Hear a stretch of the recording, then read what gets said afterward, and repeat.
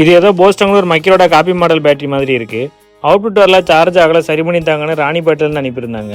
Battery car open பண்ணி பேட்டரியில் voltage check பண்ணி பார்க்குறப்ப டோட்டலாகவே 11.68 வோல்ட் தான் வருது. ஒரு பேட்டரியை செக் பண்ணி பார்க்குறப்ப எதுலேயுமே ஈவனான வோல்ட் இல்லை. 3 வோல்ட் 1 வோல்ட்னு இருக்குது. சரி, இருக்கிற 11 வோல்ட்லேயாவது பல்ப் எரியுதுன்னு பார்த்தா சுத்தமாக இல்லை. அப்படின்னா பேட்டரி சுத்தமாக போச்சு. ஸோ பேட்டரியை சேஞ்ச் பண்ணி தான் ஆகணும்.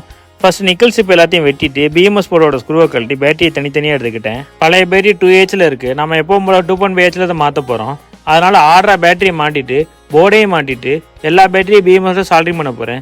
எல்லா பேட்டரியும் பிஎம்எஸோட சால்ட்ரிங் பண்ணணும். 20.6 வோல்ட் பேட்டரிலையும் வருது, அதே 20.6 வோல்ட் பிஎம்எஸ்லையும் வருது. பேட்டரி காரை க்ளோஸ் பண்ணுற கூட ஒரு டைம் அவுட்புட் வரதான் பார்த்துட்டு ஒரு 20 வோல்ட் சார்ஜரில் சார்ஜ் போட்டு பார்த்துட்டு அவங்களுக்கு கொரியர் பண்ணியாச்சு. இது மாதிரி என்ன மாடல் பேட்டரி மிஷினாலும் ரிப்பேரில் ஆல்ரெடி கான்டாக்ட் பண்ணுங்கள்.